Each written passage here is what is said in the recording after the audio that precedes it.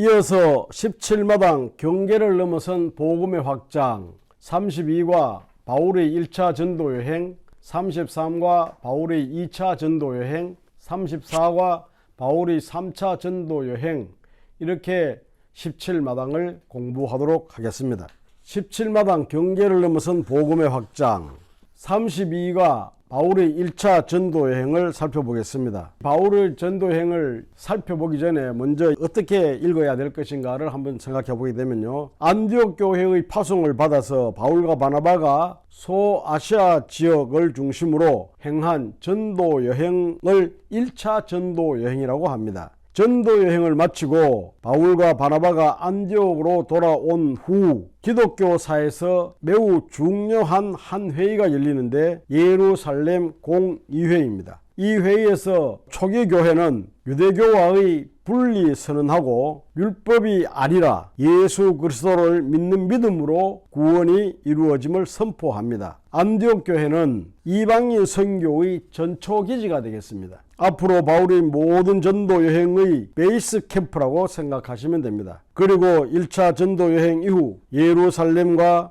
공의회는 결국 함께 가는 교회를 위한 선이었음을 기억하면 되겠습니다. 그래서 첫 번째로 안디옥 교회 파송이 되겠습니다. 복음에는 생명이 있기 때문에 역동적으로 움직일 수밖에 없습니다. 스데반의 일로 인해서 흩어진 사람들이 안디옥에 이르러 헬라인들에게도 복음을 전하게 됩니다. 복음의 씨앗을 받은 그리스도인들이 안디옥에 모이기 시작합니다. 이 소식을 들은 예루살렘 교회에서 바나바를 안디옥으로 파송을 하게 됩니다. 이때 바나바는 다소에 머물고 있던 바울을 찾아가서 바울을 데리고 와서 함께 사역을 시작하게 됩니다. 바울과 바나바는 안디옥 교회에서 파송을 받아서 1차 전도 여행을 시작합니다. 처음에는 각 지역에 있는 회당을 중심으로 유대인을 향해 복음을 전했습니다. 바울은 여러 동역자들과 함께 땅끝까지 이방인들을 향해서 사역하게 됩니다.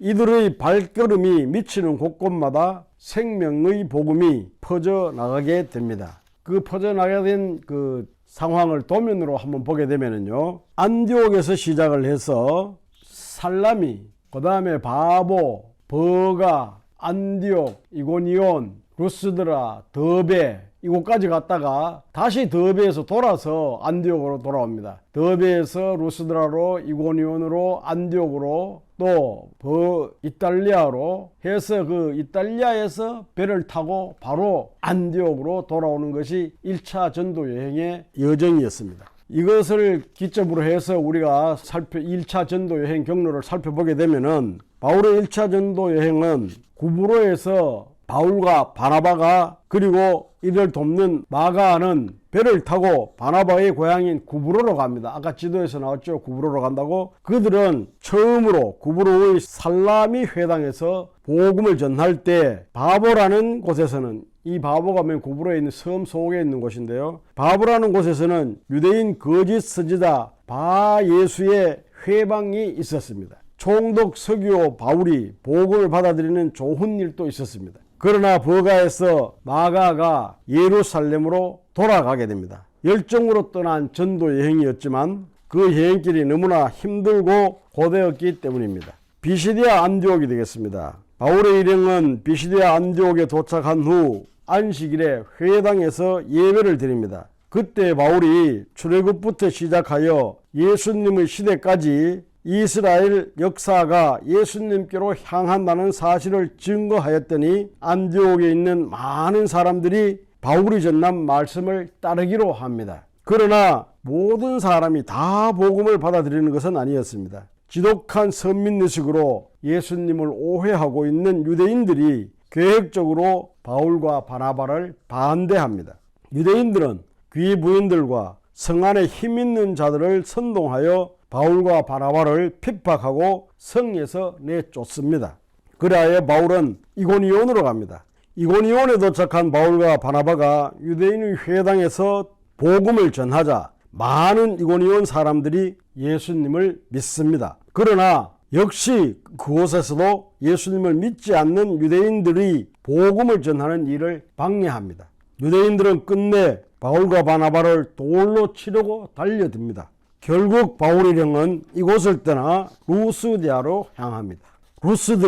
루스드라에서 바울은 태어나면서부터 걷지 못하는 사람을 고치는 기적을 행합니다. 사람들이 이 일을 보고 신들이 강림하였다고 하면서 바나바는 제우스, 바울은 헤르메스라고 부르며 바울과 바나바 앞에 제사를 드리려고 하자 놀란 두 사도는 입고 있던 옷을 찢으면서 겨우 이들을 말립니다. 그 일을 행하신 이는 자기들이 아니라 하나님이심을 증거하였습니다. 그런데 안디옥과 이고니온에서 바울의 사역을 방해하던 사람들이 루스드라까지 따라와서 그들은 사람들을 선동하여 바울을 돌로 친 후 그가 죽은 줄 알고 성 밖으로 끌어내어 버립니다. 바울은 죽은 만큼 돌로 맞고 다시 털고 일어나 다음날 더베로 가서 또 복음을 전합니다. 그 다음에로는 이제 안디옥으로 다시 귀환하게 됩니다. 바울은 몸과 마음을 추스른 후에 루스드라, 이고니온, 안디옥에 들러 교회를 둘러보고 또 그 교회를 돌보고 있는 지도자들을 불러놓고 우리가 하나님 나라에 들어가려면 많은 환난과 고난을 겪어야 할 것이라고 말합니다. 복음으로 인한 기쁨과 더불어 고난이 있다는 것을 강조합니다.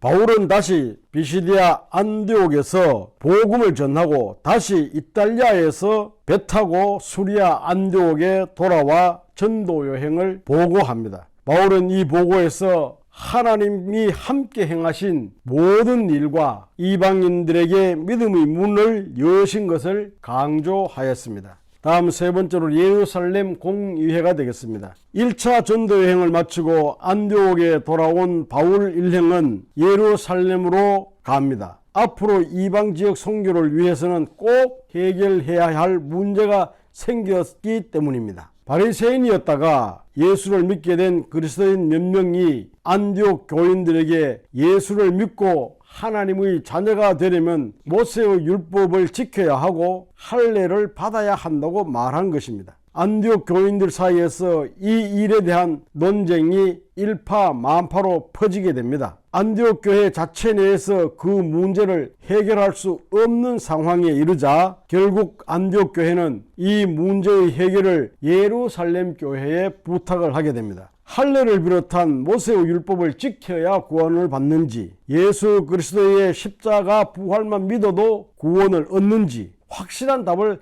해달라는 것이었습니다. 이때 베드로가 일어나 고넬료 사건을 간증을 합니다. 뒤이어 바울과 바나바도 자신들의 직접 경험한 이방인 선교에 대해 이야기를 합니다. 마지막으로 그 당시 모임의 의장이라 할 수 있는 야고보, 예수님의 동생이죠. 야고보가 회의의 결론을 내립니다. 그들이나 우리나 차별하지 아니하셨느니라. 그들이 우리와 동일하게 주 예수의 은혜로 구원받는 줄을 믿노라. 즉 할례나 율법 준수가 구원의 기준이 될 수 없다는 것입니다. 이것은 2000년 동안 내려온 선민과 이방인과의 구분 문제를 확실하게 정의하는 것으로 이제 기독교에서 유대인과 이방인의 구분은 필요치 않다는 것입니다. 이스라엘 백성이 선민 의식에 머물러 예수 그리스도의 복음을 이스라엘만의 복음으로 좁히는 것은 예수님의 뜻이 아니었습니다.